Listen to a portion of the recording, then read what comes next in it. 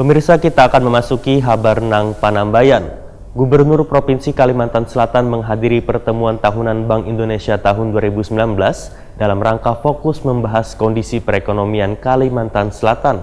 Pertumbuhan ekonomi Kalimantan Selatan pada tahun 2019 kembali menghadapi tantangan dari tertahannya kinerja ekspor wan pertambangan batu bara.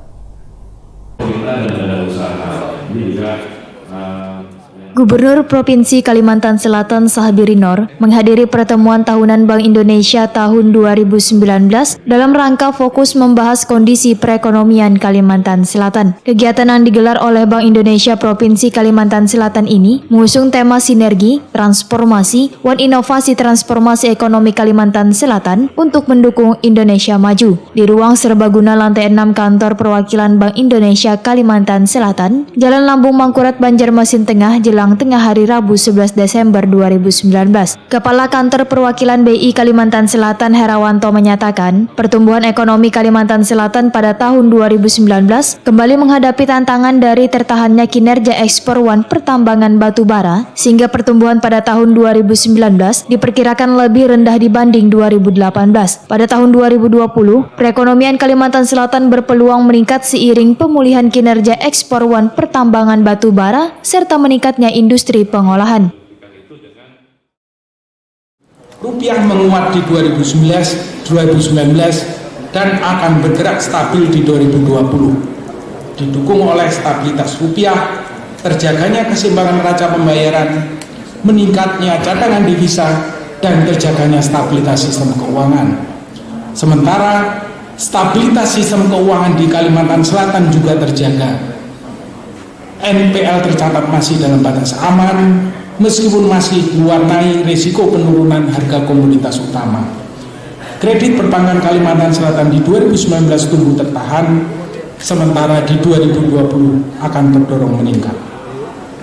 Bapak Gubernur dan hadirin yang kami hormati, dalam jangka menengah, prospek ekonomi Indonesia dan Kalimantan Selatan akan semakin membaik. Transformasi ekonomi akan mendorong pertumbuhan lebih tinggi lagi dengan defisit transaksi berjalan menurun dan inflasi rendah, menuju Indonesia dan Kalimantan Selatan maju berpendapatan tinggi di 2020.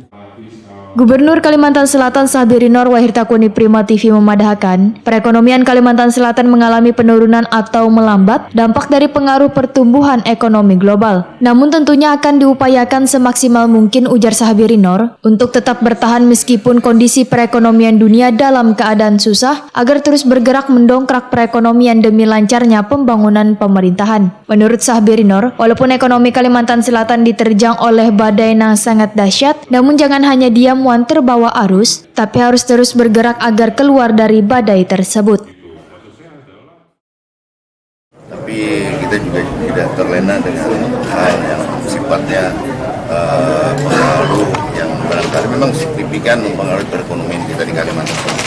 Tapi kita berupaya keras, kita berupaya semaksimal mungkin untuk tetap bisa bertahan walaupun dalam kondisi perekonomian dunia yang boleh dikatakan susah gitu ya.